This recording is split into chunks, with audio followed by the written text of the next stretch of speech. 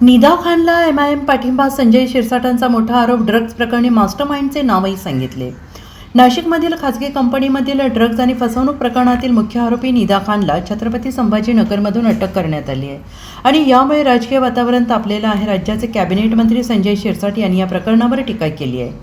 या संपूर्ण कटामागे MIMचा हात असल्याचा खळबळजनक आरोप संजय शिरसाट यांनी केलेला आहे. या प्रकरणी SIT चौकशी करण्याची मागणी मी मुख्यमंत्र्यांकडे करणार आहे, असंही शिरसाट यांनी स्पष्ट केलं आहे. निदा खानला ज्या भागातून अटक करण्यात आली तो भाग अत्यंत संवेदनशील असून तिथे ड्रग्ज आणि अवैध धंदे मोठ्या प्रमाणात चालतात. नारेगाव हे नशेखोरांचं केंद्र बनलेलं आहे.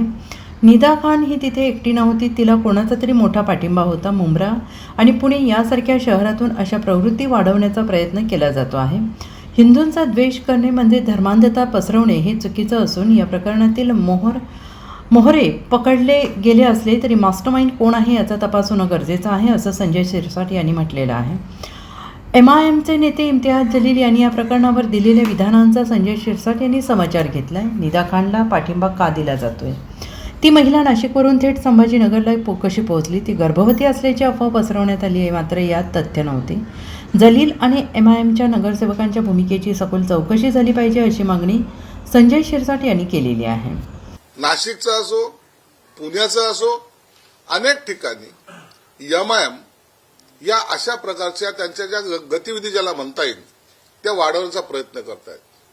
धर्मांतर करणे, मुलींना फसवणे, हे सगळे प्रकार या MIMच्या महाशयाच्या नेतृत्वात होतात. म्हणून ही जी खान जी मुलगी आहे किंवा ही बाई आहे, ही एक मोहरा आहे, छोटासा मोहरा आहे. असे अनेक त्यांचा नेटवर्क महाराष्ट्रभर त्यांचं जाळं हे पसरलेलं आहे. आपल्याला हे प्रकार नगरमध्ये पाहायला मिळतील, पुण्यामध्ये निश्चित पाहायला मिळतील, इव्हन संभाजीनगरमध्ये सुद्धा पाहायला मिळतील. आणि हे जहरीलं विष ज्या पद्धतीने पसरवलं जात आहे, हिंदूचा द्वेष करणे, त्यांचं धर्मांतर करणे, आणि या प्रकरणामुळे आता समाजामध्ये एक प्रकारचा राग आणि चीड निर्माण व्हायला लागलेली आहे. कालचं प्रकरणही त्याच पद्धतीचं होतं. आता तिला पकडले गेलेले आहे, तिच्याकडून अनेक माहिती समोर तर येणारच आहे. परंतु तुमच्या माध्यमातून सुद्धा मी मुख्यमंत्री साहेबाला सुद्धा भेटणार पण आहे. याची SIT चौकशी झाली पाहिजे आणि याच्यातले मास्टर माइंड या मोहऱ्यांचं सोडून द्या. हे मोहरे ते भेटून जातील, पण मास्टर माइंड कोण आहे तो समोर आला पाहिजे, अशी मागणी मी मुख्यमंत्री साहेबांकडे करणार आहे.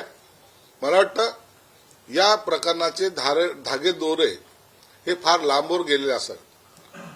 जे वयात आलेली मुलं आहेत त्यांचा वयोगट 22 ते 30च्या दरम्यान, त्यांनाही अशा प्रकारे ट्रेन करणं बेकार आहे. काम नाहीये, हाताला काम नाहीये, शिक्षण नाहीये, परंतु मोटरसायकल 1.5 लाखाची मोटरसायकल त्यांच्याकडे आहे, आयफोन आहे, फिरायला त्यांच्या खिशामध्ये पैसे सुद्धा आहेत.